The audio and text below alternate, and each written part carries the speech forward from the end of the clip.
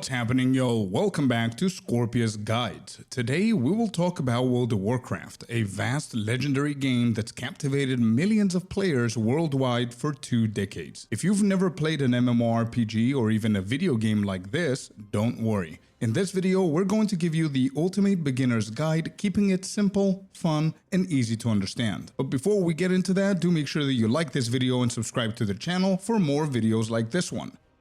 World of Warcraft, or WoW for short, is an MMORPG, massively multiplayer online role-playing game.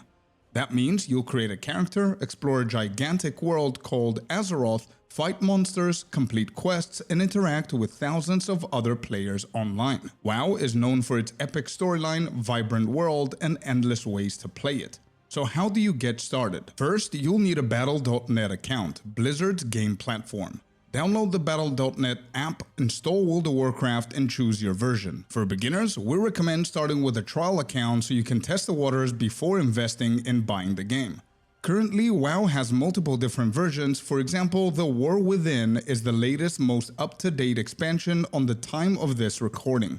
This is what majority of players call retail. Classic, on the other hand, is a remastered version of the old game. Now, once you've created your free trial or paid for your first month of subscription, you're ready to jump in. So just click on play. The first thing you're gonna see is this window right here. This is the realm selection window, or the servers. What you want to do is you want to choose a server so you can create your character on. Back in the day, this used to be a big thing to do, as every single server was completely different to any other server. So if you had friends over to Airy Peak, for example, and you were in Ankiraj, you wouldn't be able to play together. But things have changed. So now it's not that important where you do it, just make sure that it's medium to high so you can have some player base. If you do have friends that play World of Warcraft, do make sure that you create a character on their server. Once you select your server, you're going to be greeted with the customization window of all of the classes and races. So before you enter the world, you will need to choose a faction, a race, and a class. There are 2 factions, Alliance and Horde. This used to be a very important decision back in the day, as it was a massive game changer, but mostly everything now is synced between the 2 factions. Nowadays, even if your friends are the opposite faction to you, you can still play together, so don't worry too much about this choice. It might be best to choose which race and class appeals more to you first, and then decide if you want to be Alliance or Horde. The race of your character is what kind of species your character is, like human, orc, dwarves, or even troll. The main races are heavily connected to World of Warcraft's lore and story, therefore the Alliance races cannot be Horde, and the Horde races cannot be Alliance. The only 2 races that are completely neutral are the Pandas and the Drakthir. The rest of them here that are grayed out are called allied races, which throughout the story have decided to join a specific faction. So don't worry if they're grayed out, you're going to be able to unlock them later on in the game. It's good to know also that every single race has different kind of abilities and unique perks here and there that are very different to one another, but don't really overthink that, just choose whatever looks the best to you. And lastly, you need to pick your class. This decides how your character fights. There are a total of 13 classes at the moment, and you'll notice that they're not all available to all classes. For example, humans cannot be druids, shamans, demon hunters, or evokers. Trolls, on the other hand, can become druids, shamans, but they cannot be paladins, demon hunters, or evokers. And that's why it's best to choose what class you want to play, then choose the race that can support that class, and finally choose whether you want to play as Alliance or Horde. To get an idea of what each class does, warriors are close-range fighters with heavy armor. They can fight with big weapons, dealing a lot of damage, or use a sword and shield to protect their allies. Hunters fight from afar. They use guns and bows to eliminate their target from a distance. Hunters are damage dealers and often have companions to help them out in combat. Mages are the wizards of the game. They can attack using the frost, fire, or arcane element. They can create food, create portals, or even transform their enemies to sheep. Rogues are the assassins, close combat melee fighters sneaking up on enemies with their invisibility and mostly rely on their quick attacks and big damage to eliminate their foes before getting hit. Priests can control the light to aid and heal their friends in combat, but they can also control the shadows, converting all their spells to damage and kill their enemies. Warlocks are similar to mages, however, they are the necromancers of the game, controlling fire and shadow magic to produce curses, summon demons, and drain their opponent's life from a huge distance. Paladins are similar to warriors, as they are close-range fighters with heavy armor who can deal massive damage to their opponents or use shields to protect their allies.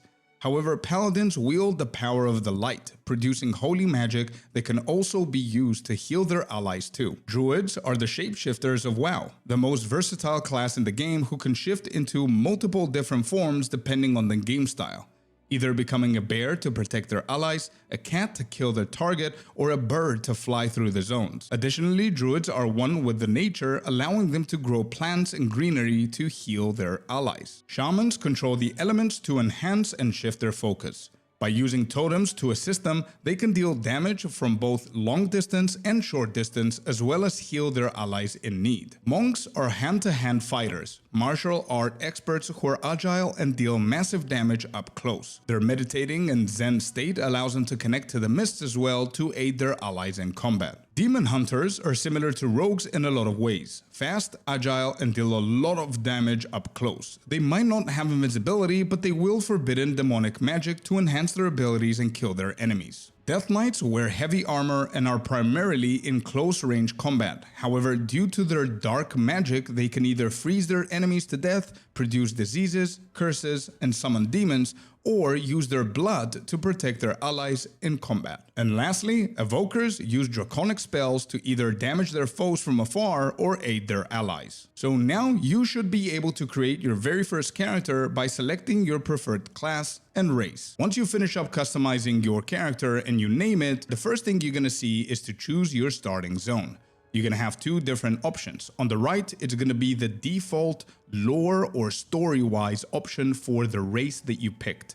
Currently, I created a dwarf, which is on the alliance side, so this is where they start. If you selected an orc, a troll, or anything else, it's gonna be completely different. On the left, you're gonna see Exile's Reach. This is a generic island that every single person can go to, despite your faction, your class, or your race. And the whole point is that this has been made for beginners. It has tutorials, it helps you get to level 10 a little bit faster, to understand the mechanics in the combat and all of that. So our recommendation is definitely select Exile's Reach for the beginning until you feel a little bit comfortable with the game, and then you can go ahead and try different races if you want and see where they start and what their lore is. So for now, select Exile's Reach and let's click on Finish. And once that's done, you're gonna have your brand new character selected here. Obviously, my screen is a little bit full with all of my characters, but what you will ideally want to do is you can grab this character and drag him all the way up here to your favorites, and this is how it should look. This is the screen you're gonna have all of your characters at. The more you create, the more you can put here around the campfire. If you don't like this screen, you can have them up here and you can see them just individually. Now, once you click on Enter World, it's gonna have a loading screen and then you're gonna most probably watch a cinematic. Pretty cool stuff. Once the cinematic is done, you're gonna be placed in this boat. So if you look around, you're gonna see you're in the middle of the ocean. There's a couple of green stuff going on, yellow stuff going on, there's bears. So we're gonna explain absolutely everything. The first thing that you need to see is the tutorial in the middle of the screen.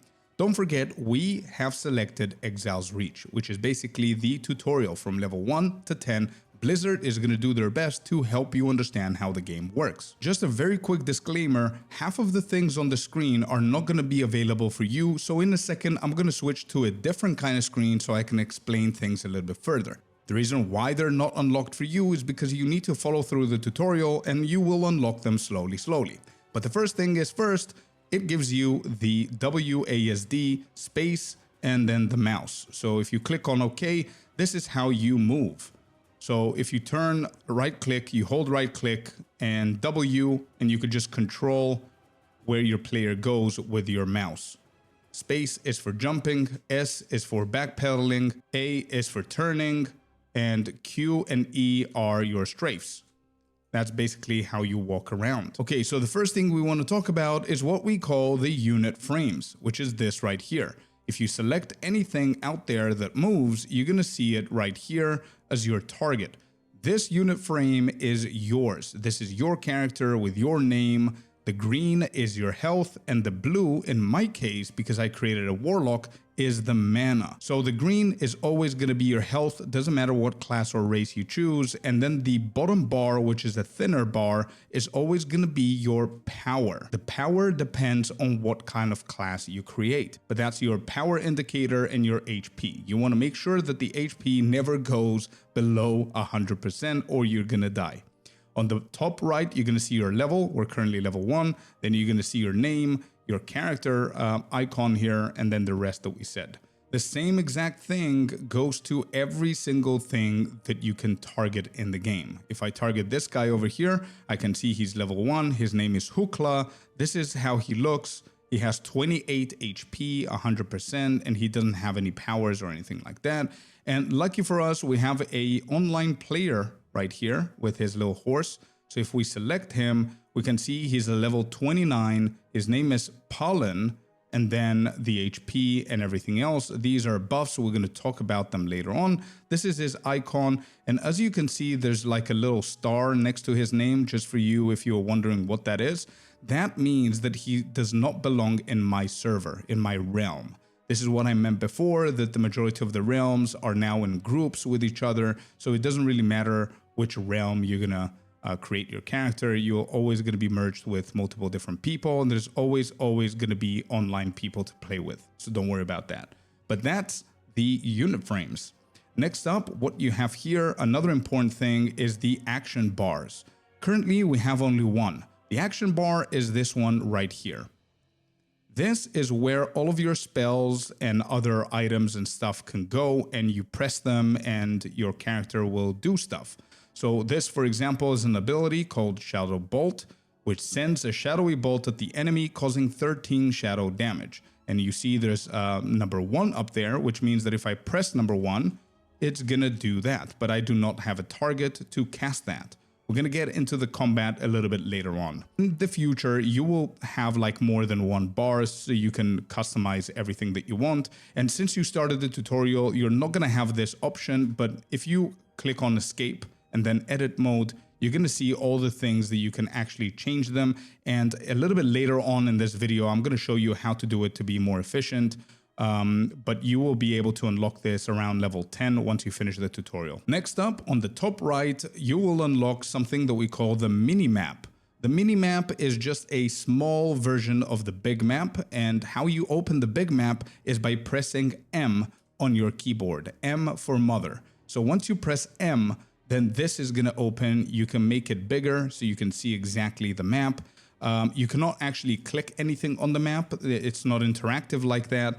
But what you could do is you could right click, it's going to zoom out. So what this area is just a part of this big area. And then zoom out even more, it's part of this big continent. And then if we zoom out even more, then we see that we're here, 1 out of the 7 different continents. And if we zoom out even more, we have different universes, and it keeps going on. So on the top right corner, it's the mini map where you can just zoom out, zoom in, so you can see what's going on there. We see that there's a mailbox, and there's a guy called Kaltunk, which is the dude right in front of me here.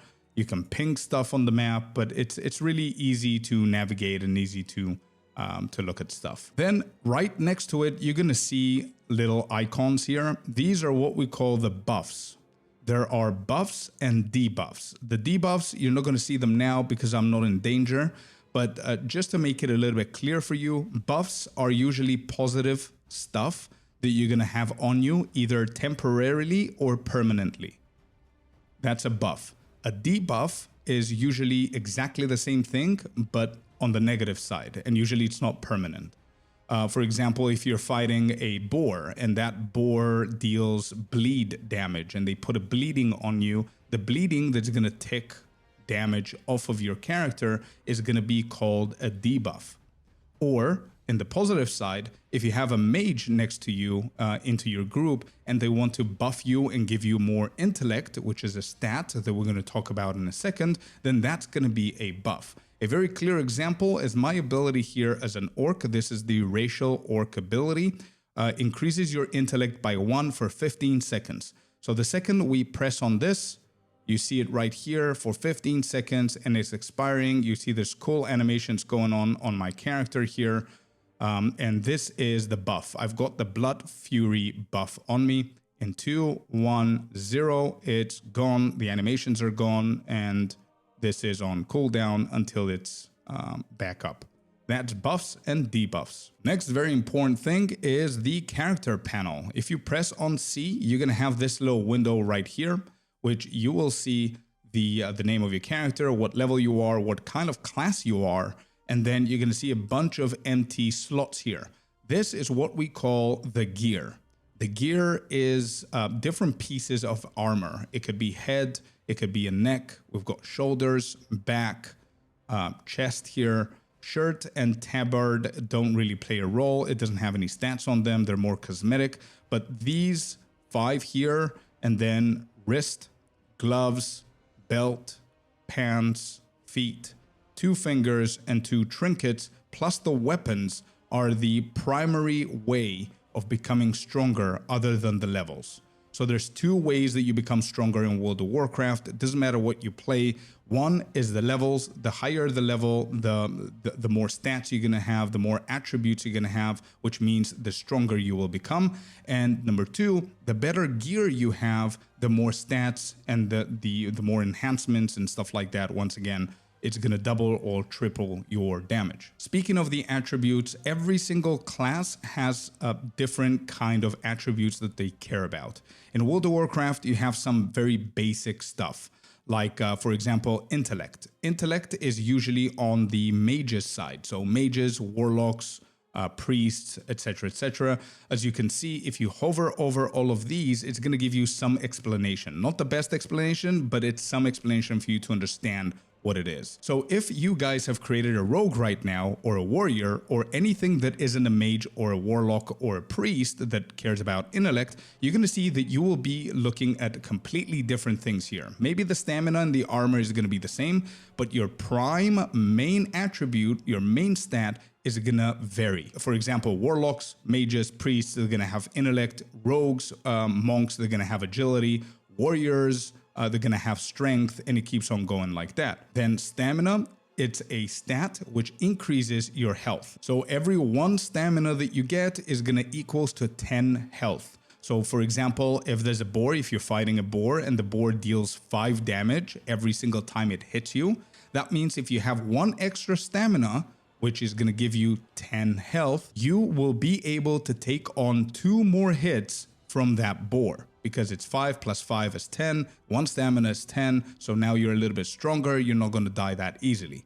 And then the same applies to armor, which is simply physical damage reduction. The more you have, the more reduced the damage you're going to receive from the physical attacks.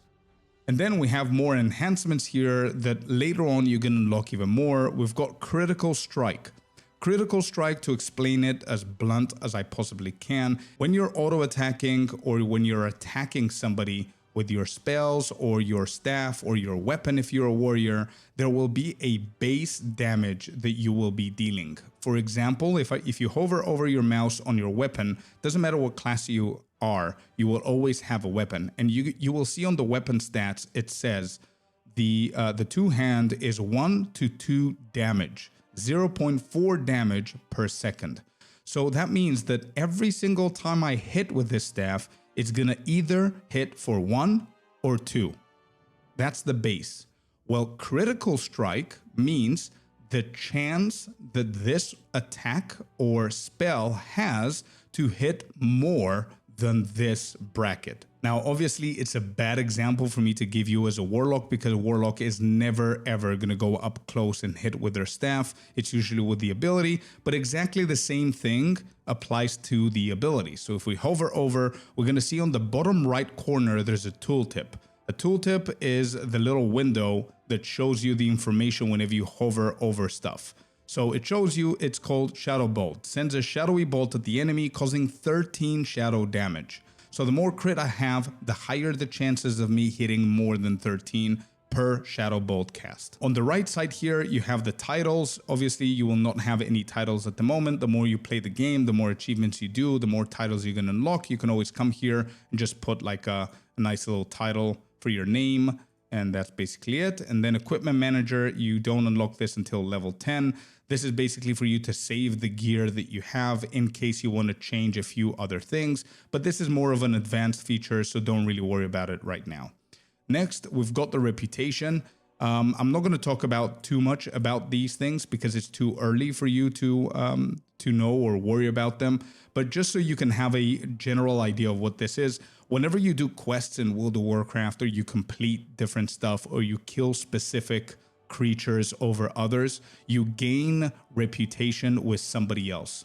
So if this guy, for example, gives me a quest, he is part of Orgrimmar, as you can see on the bottom right in the tooltip. So if I do what he wants and I'm okay with him, he's going to give me a reputation with Orgrimmar. Currency, it's all the currencies in the game that you're going to get. And I'm not talking about the main currency. The main currency of World of Warcraft is split into 3 different tiers. One is copper, which is the cheapest one, which is what you're going to be finding early on. And I currently have 0 of. Then it's the silver, which 100 copper is 1 silver. And then it's the gold, which 100 silver is 1 gold. And that's how the economy is on World of Warcraft. What they mean here by currency is any other side currency other than the money currency of the game.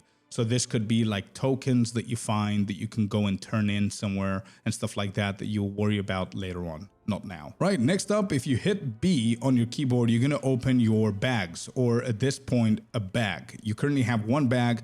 This is your inventory. This is where every single thing that you find on the floor, or when you kill something and you loot it, you're going to get stuff in here. Your quest items, your new gear, your old gear, food, everything is going to be stacked in here. There's a couple of nice little options that you could do. If you left click on the bag here, you can convert them to combined bag. And what that means is later on, very, very soon, you're going to discover more bags. As you can see here, it says 19 empty slots, and these ones are empty containers.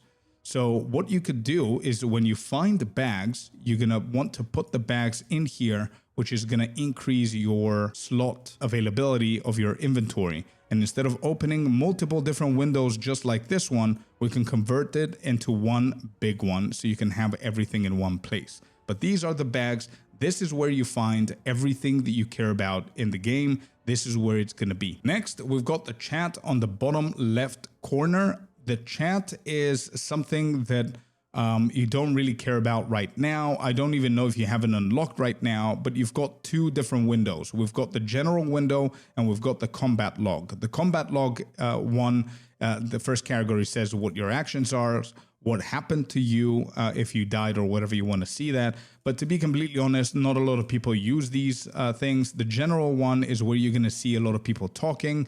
You're going to be able to whisper your friends and see what's happening in the world on the chat. In order for you to perform any actions or speak to anything, you could just press enter.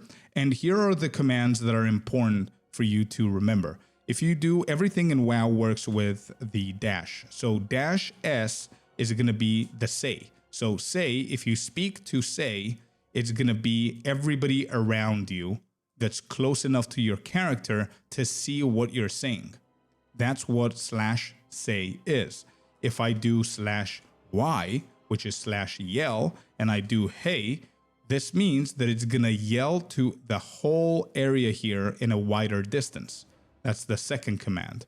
The third command is /p, which is the party. So if you are in a party, what it means in a party is that if you have a friend of yours and you want to quest together, then your friend can invite you and you will be in one party under one group. So this /p is you talking with your group. Nobody else can see what you guys are saying apart the people who are in that group. In the future, you will be able to join a guild as well. A guild is very similar to a clan. It's like a big community within the game that you do stuff together. And in order for you to talk with your guildies or your clanmates, you could do /G. It's going to become green. And then whatever you type here is only going to be seen from the guild members that are within the guild, nobody else. Then the same applies for instance. For example, if you're in a dungeon or an instance with a bunch of people and you're killing creatures and bosses and stuff, then you're gonna have to do /I for those people to see what you're saying. And the most important ones are /W, which is the whisper. So if you have somebody whisper you, you could do /W and whisper them back, or you could just click on their name right here.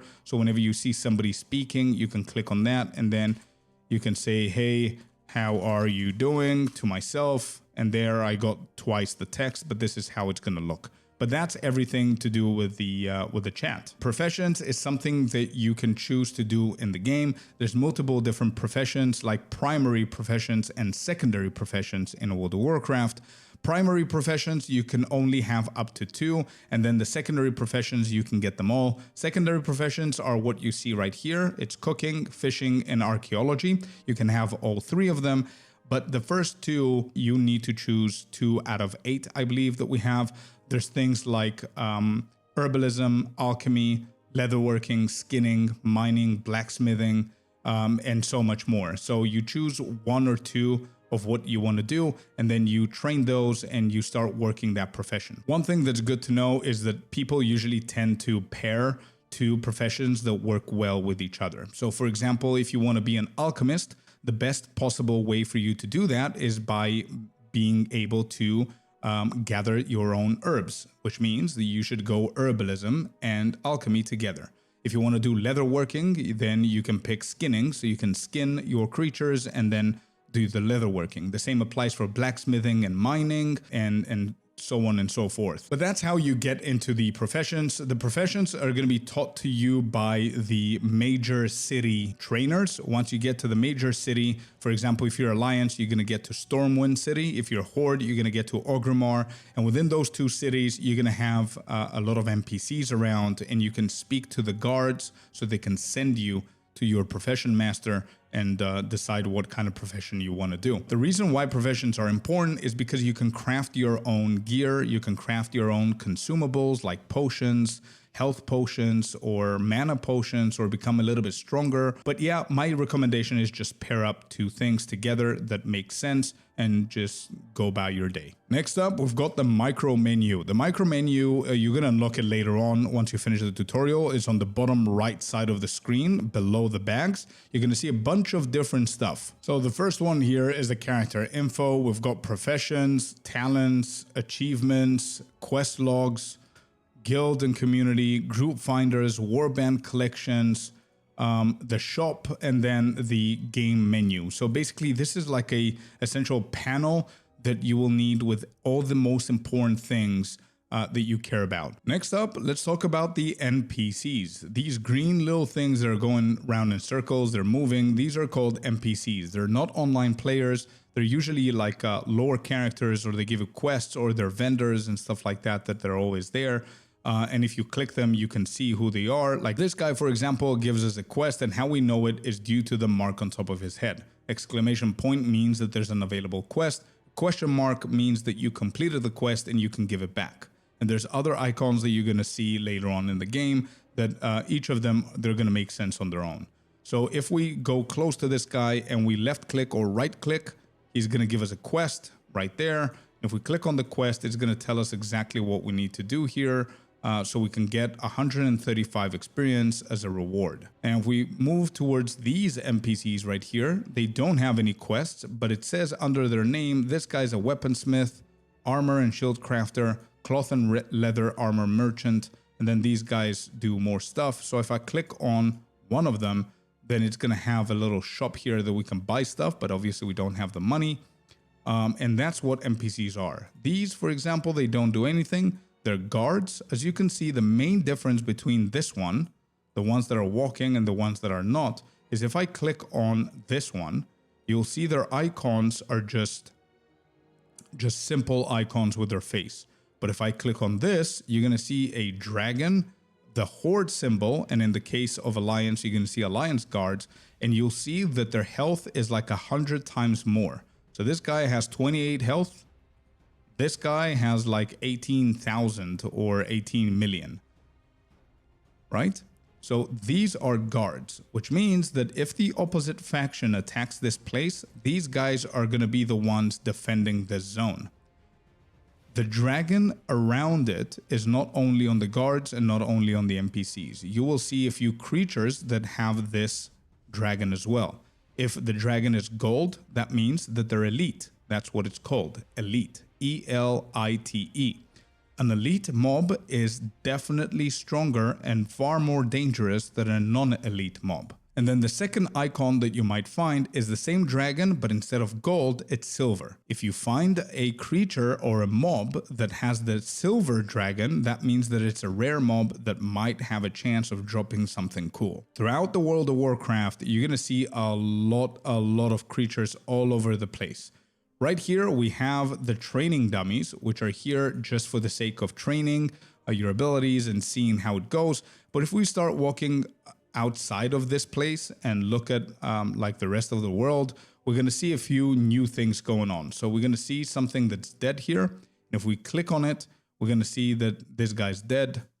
And then there's more stuff going on here. So if I click on this, we found a new creature who is on stealth. He has 28 HP, and if you see, if I hover my mouse over him, we have a nice little sword, which means that we can attack him. So since we're a warlock, what I'm going to do is press on 1, and my character is going to start casting Shadow Bolt and send it to him, and now we engage combat, and he's shooting at me. Notice how he became red. Once we kill him, he's going to become gray, or his health is going to disappear. There, he's dead. He's no longer has a health bar. So we can go up to him and we see that he's glowing. And if we hover our mouse, we're going to see a nice little sack here that if we right click, we can get the loot that he drops. And he drops 3 copper. And now if we open our bags like we saw before, now we have 3 copper. So let me explain something very, very quickly. What happens is that if you see something that's yellow and it's attackable, which means that you can kill this, but it's yellow, it doesn't matter how close you're going to get to it, it's never, ever going to attack you first. But if you attack them, then they turn hostile. And now, even if you run, they're going to continue running after you, trying to shoot you down and kill you. There. But because these guys are super easy and they're exactly at our level, we're going to try and kill this guy. There we go. We got some experience after that, and then we're going to go and loot this and keep on killing these guys. Just so you can see how the combat works. So what I am doing is, because I only have one ability, which is Shadow Bolt, I keep on pressing number 1. And if you hover over your abilities, depending on what class you are, you're going to see exactly what that ability does. So Shadow Bolt, it consumes 4 mana, and it's a 2-second cast, as you can see.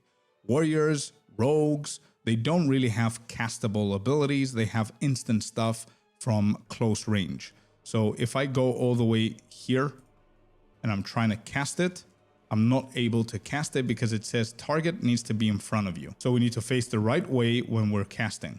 If you want to interrupt your cast, you can jump or move in any kind of direction. But as you can see at the bottom right here, I have a nice little bar that's filling up. That's the Shadow Bolt.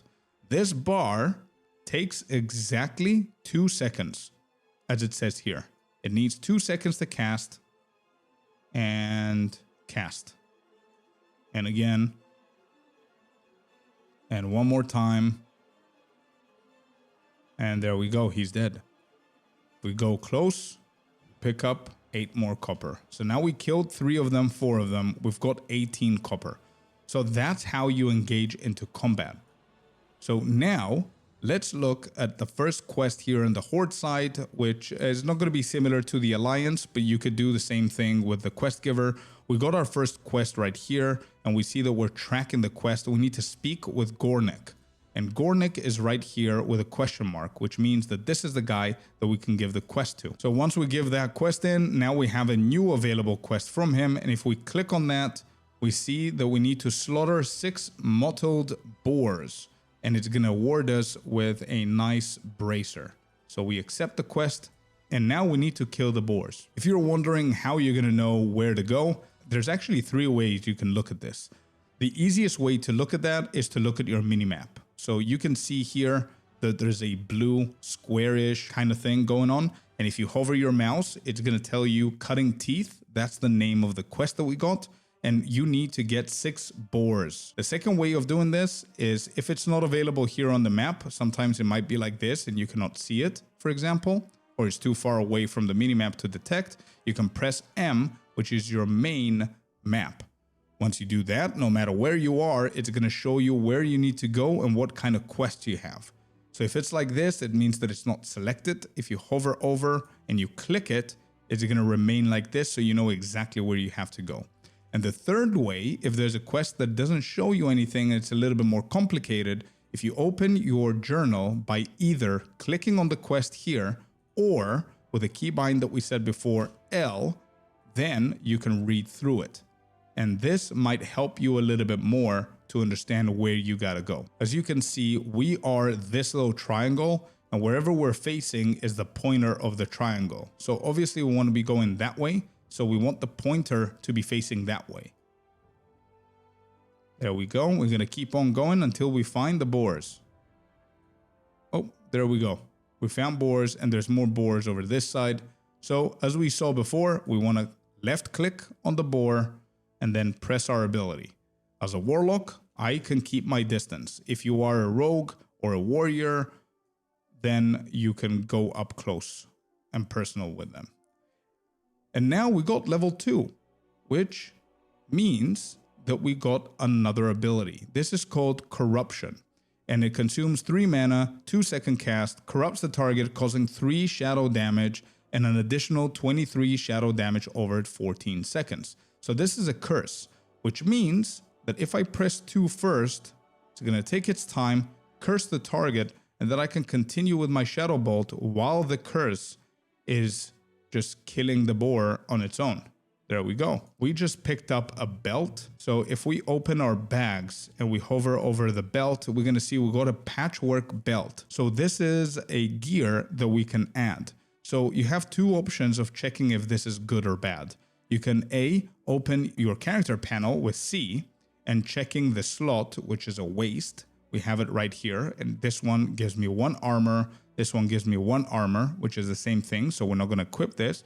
Or the second and most efficient way is by holding shift.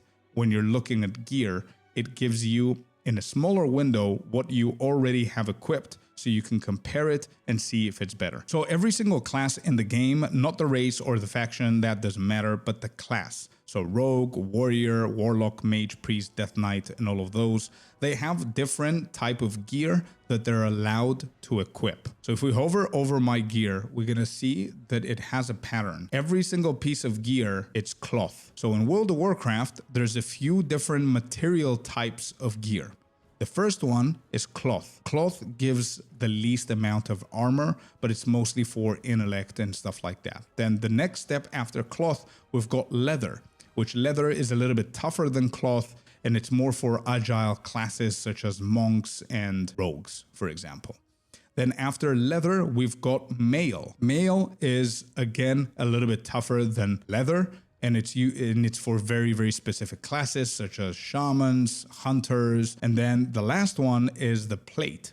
Plate is the most armored piece of gear that you can put, and it's usually for the warriors, the paladins, like the big armor sets, the heavy armor. So obviously, knowing these tiers, warlocks cannot wear anything apart from cloth. Then rogues, who are the leather type, they can wear cloth if they want to, but it's not going to give them the right stats. Then the male users, such as hunters, they can wear leather and cloth, but you don't want to do that. You want to stick to mail. And then warriors and paladins that can wear plate, they can definitely put on everything else below that tier, but they would want to stick to plate because obviously that's what supports their character.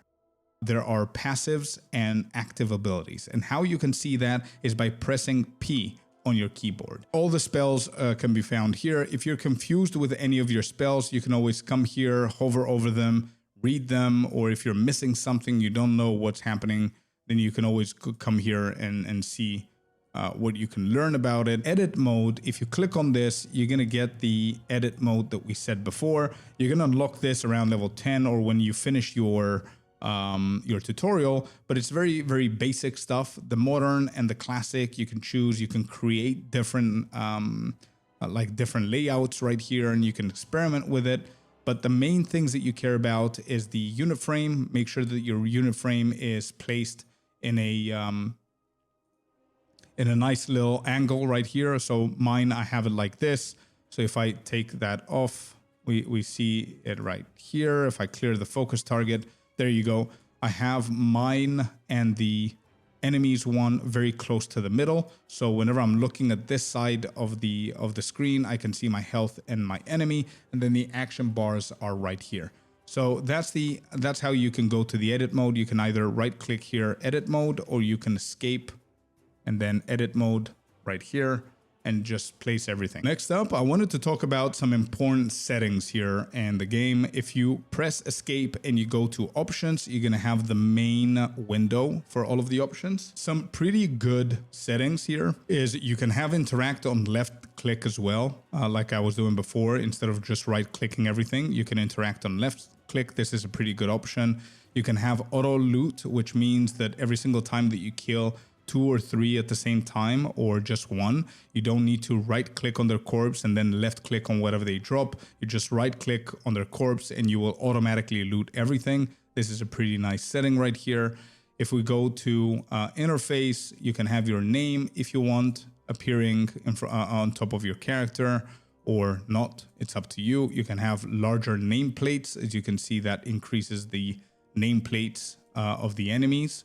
And then if you go to action bars, you can actually now enable more action bars. As you can see, I did these two, and there's one above here and there's one right there on the right side. So now you can split your abilities a little bit better. I can put this here, I could do that, I can bring this here. It's up to me what I want to do. I can put it up there, and that's basically it. That's a pretty good option there to do as well.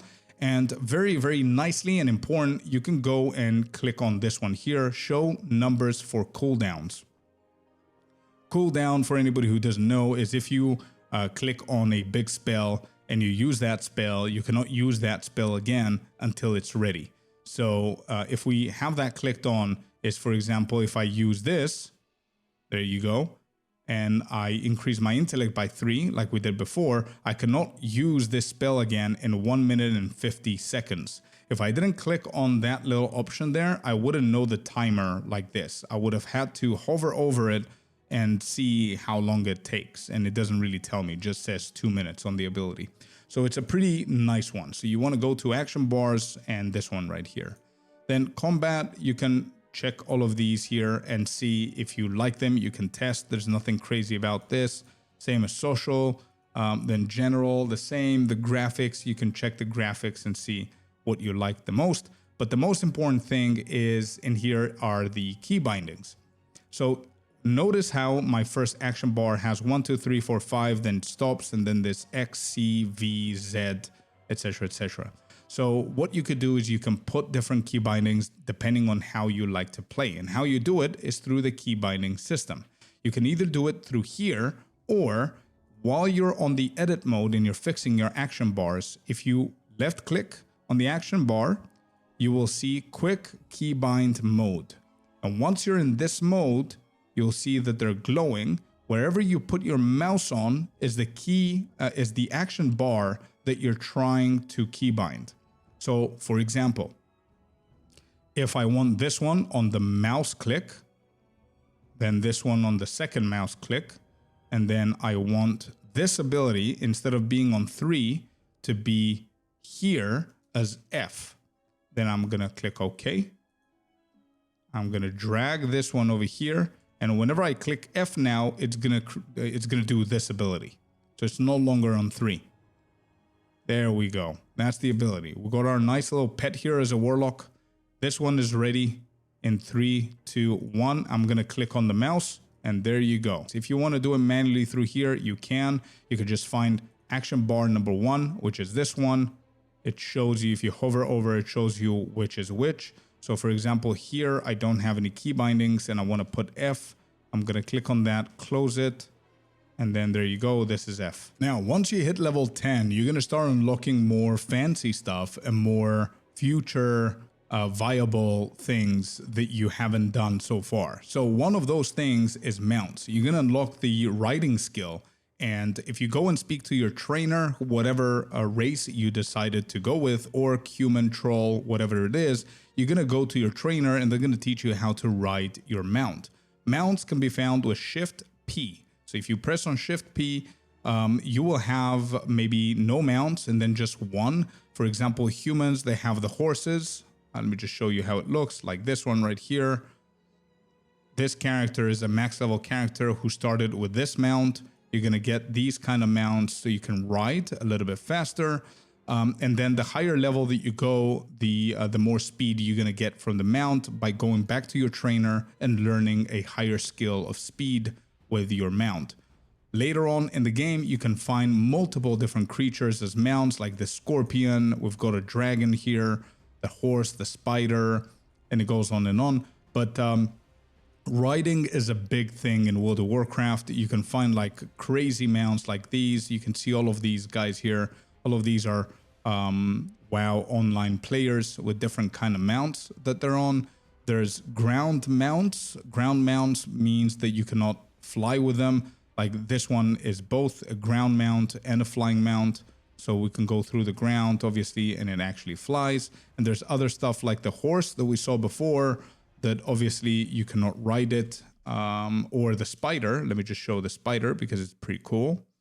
Obviously the spider cannot fly, so it's just a ground mount, and no matter what I do, it cannot actually fly. Another feature that you're going to be unlocking is the group finder. So if you press on I, then you're going to see this little dungeons and raids, and you're going to be able to sign up for dungeons through here. You're going to sign up to raids from here, and then pre-made groups. You can find pre-made groups for anything that you want right here. For anybody who doesn't know the differences between what the difficulty of the dungeons are, normal dungeons are where you mostly level up, which is the easiest form of the dungeon, and there's no real difficulty.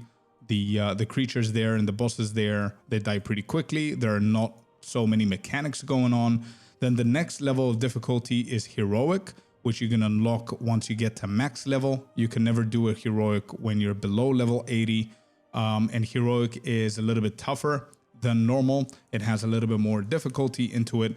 And then the last tier of dungeons are the mythic, which are very, very difficult content to do and usually needs organization and knowing the mechanics and understanding what you need to avoid and what you need to do within the dungeons. And then whenever you become better and better at the game, the mythic difficulty of dungeons can go even higher by adding numbers to it. So we've got mythic 0, which is harder than heroic, but it's the easiest mythic difficulty that you could do. And then you could do mythic +1, 2, 3, 4, 5, 6, 7, 8, etc., etc.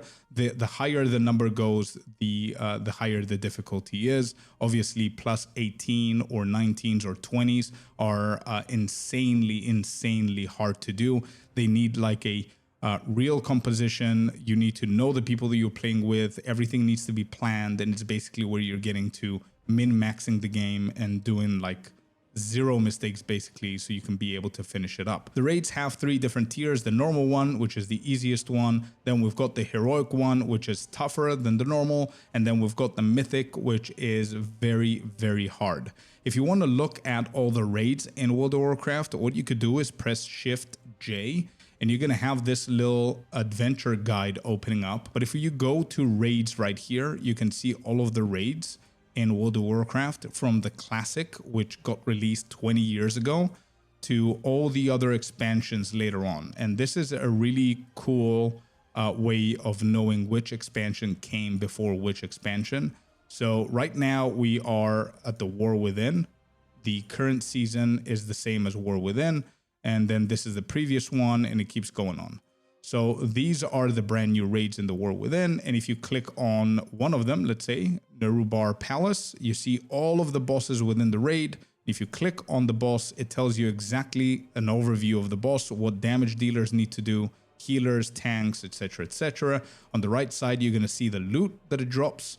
And the loot that it drops are the items and the gear that we spoke about before when I said about the leather pieces and the cloth pieces and the stats and stuff like that. And we're going to tackle the gear a little bit deeper now that you guys can see this. But you can also see the abilities of the bosses and the model of the boss, so you know how it looks. But let's go back to the gear a little bit. For you to know what gear is good, in World of Warcraft, there's a couple of tiers of gear as well. So there's the white one, which is the worst one. Then we've got the green ones, which are the uncommon, which are better than the white. Then the rare, which is blue, is better than the green. Then we've got the epics, which is the color that you see on the screen right now, which are far better than the rare and the green ones. And then one step ahead from the epic ones are the legendary ones. This expansion is not very legendary heavy, so we don't really have a lot of them. So epics are the peak of the gear at the moment. And then obviously it has other tiers that goes into the epics that makes one epic better than the other one, which I'm not going to go into, but you can briefly see it there. You see upgrade level champion 4 out of 8 versus upgrade level champion 1 out of 8.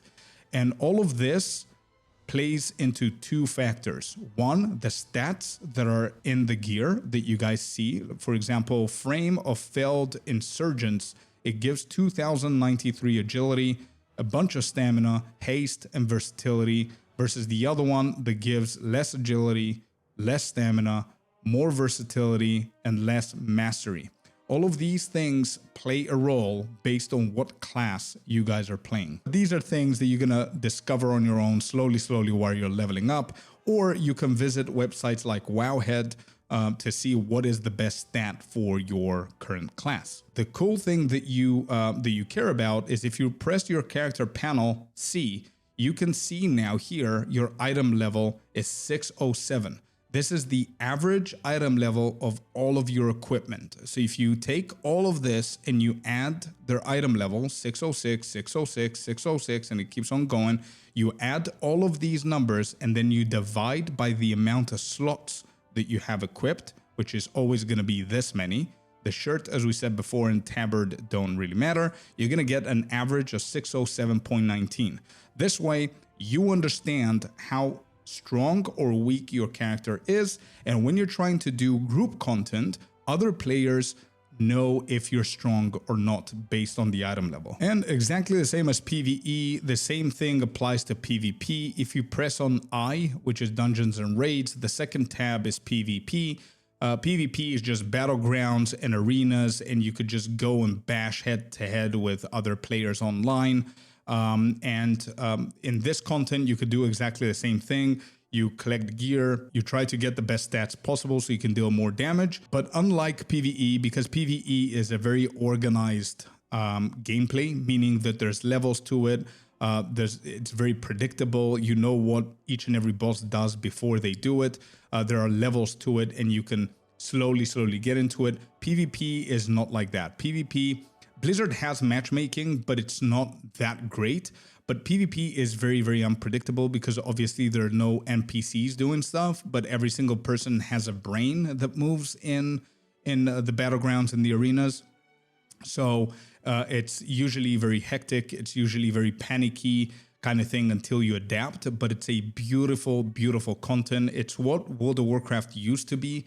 Like PvP was like the primary reason a lot of players were playing, and that's why Horde and Alliance used to be a big decision to make, because we were at war and everybody was killing each other, and it was very fun to play against other players.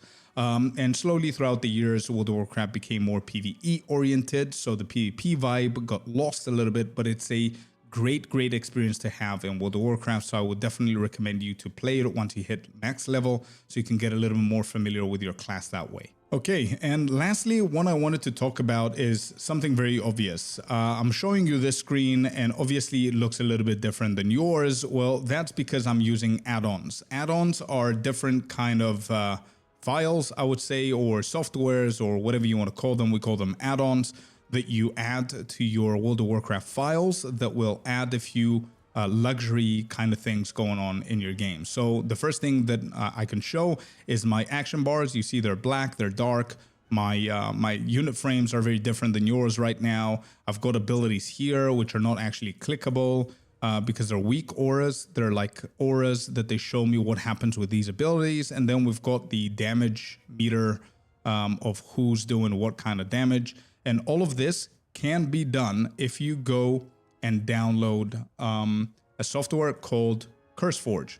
So once you download CurseForge, you could go, obviously make sure that you have the right one here, which is going to be retail. You want to go to browse. You can check what kind of add-ons exist here. You can check them by actions, by downloads, whatever you want, and just you can download them. And if you have the correct path, the next time that you log in, you're going to have these add-ons and you start looking for them. But to be completely honest, I just wanted to mention what add-ons are, but I do not recommend you to start playing with add-ons. It's better to experience the game as it is with the UI that it is, so you can see everything and be familiar with absolutely everything that the game gives you. And then slowly, you get into the add-ons and you see what you were really missing out, and you'll know exactly what you need instead of just bashing 4 or 5 different add-ons in the beginning. And not knowing how the base game feels. But that's what you guys are looking at. That's why I just wanted to cover that so you know what add-ons are. And most probably you will be using add-ons in the future. The ones that I definitely recommend for you guys later on are things like damage meter, so you can see if you're dealing good damage. It's more of a dopamine intake kind of thing. Weak auras is a great add-on to help you understand your class and do things more correctly. And another one is deadly boss mods. I think these 3 maybe are the more primary add-ons that I would recommend for you guys if you want to go with them. And then everything else is more of a miscellaneous kind of thing that it's basically opinions. Some people like them, some people don't, some people have alternatives to them. But you can always come here and browse. There's like thousands of add-ons that you can check. You can even do filters. You can even write like specific things like fishing, for example. And it's going to give you fishing add-ons. And let's say warrior. It's going to give you warrior add-ons, etc., etc. So yeah, that's the add-ons in World of Warcraft. All right, that's basically it. I think we covered almost everything. I'm pretty sure that I missed something. I didn't plan this out or do any like bullet points and stuff. I tried to one-shot this. I'm really sorry if I did. If you have any questions, do make sure you leave them in the comments. Try to have fun. Don't listen to me. Don't listen to anyone. I just did this guide because I have more and more people approaching World of Warcraft, not knowing what they're doing. And unfortunately, the game is doing a poor job of explaining the basic stuff. And a lot of people are confused, and a lot of people are confused from the lore of 20 years and what they need to do first, and the pressure and the FOMO and all of those things. And at the end of the day, they decide to quit the game. And that's not a very nice thing to see. As a main player of World of Warcraft, I would love to have more and more new players coming in. So that's why I wanted to do this. But if you don't agree with anything that I say, or you don't like the way I do it, just don't do it. Just don't listen to me. I just did this for you to have a better idea of what World of Warcraft is, and that it's pretty easy to start, and you shouldn't be scared of starting World of Warcraft. But you can play WoW the way that you want to play WoW. Just have fun. That's it. Whether it's exploring, crafting, battling, whatever you want to be doing, collecting stuff, just do it and just try it out. Thank you very much for watching this video. I really hope that it helped you. If it did, make sure that you like the video because it really helps me out on YouTube, and subscribe to the channel for more Scorpius guides in the future. Thank you once again, and as always, I'm gonna see you on the next one. Peace.